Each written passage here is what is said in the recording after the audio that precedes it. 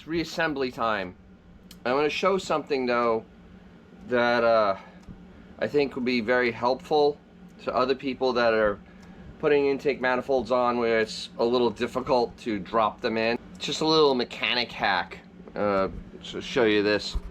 So what I've done is I've taken just some cheap bolts I had, and I have cut them to length to just get inside the intake manifold, and then I put a screwdriver, flat screwdriver slot in the top of it, so they sit down low enough that you can get over them, but they sit high enough that you can back them out with the screwdriver, because trying to line this thing up is an utter and absolute mess.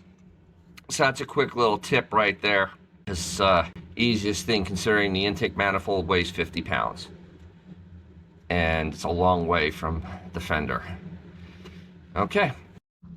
And the other thing is I had pulled my gear out, the intermediate shaft between the oil pump and the cam that also connects to the distributor, and I had to set the engine to top dead center.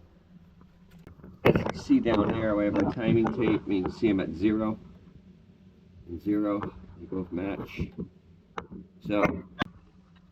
So when you put a Chrysler distributor in,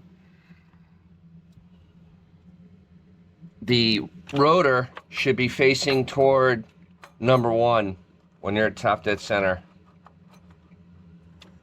And as you can see, it's in. And you go to straight line, and it's facing the front bolt, top dead center. So we're either 180 in or 180 out, but we're really close. So that's something else you have to make sure you do if you touch anything with the timing system on a small block Chrysler, even a big block, or actually any engine that uses intermediate shaft. You gotta verify that you're still at top dead center and that everything's gonna work, because you want this to fire off as fast as possible. Okay, let me get to it. All right, so I'm getting close. First thing to do is you have to put sealant on these corners because, well, Chrysler, and you gotta use a lot of it. Kind of lift it up, do one corner at a time after you pre-fit it.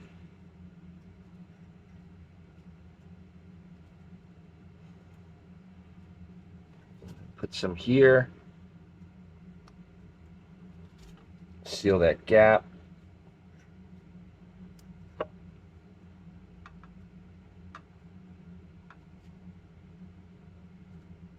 Nice and smooth. Same on the other side. And you have to make sure you use a sealant that is oil resistant.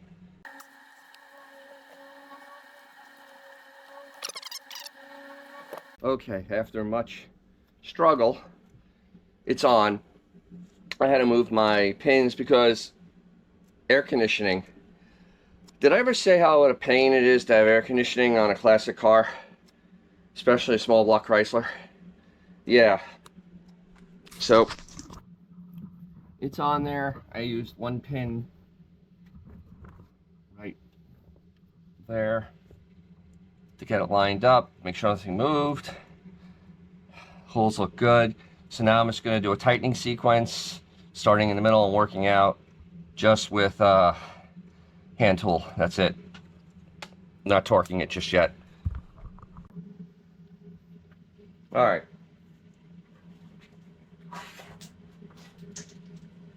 So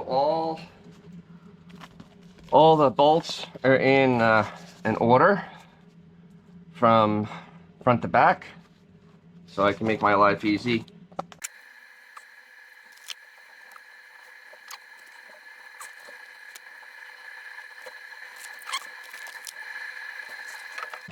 right now at 20-something foot-pounds, because I just know. We're going to set this for 35, which is where it needs to be.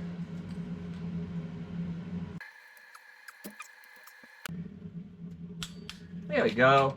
Hey, that one clicked. Yay, that means that one's tight now.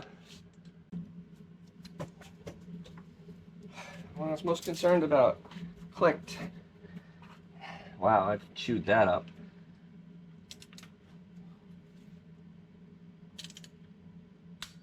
Ah, yay, click.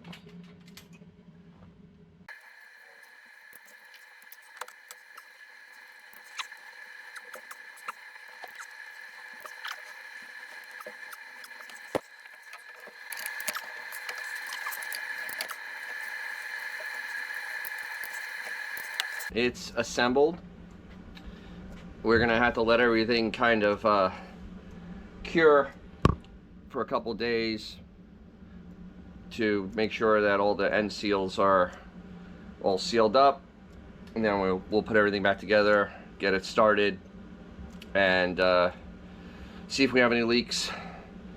But yeah, that was not pleasant.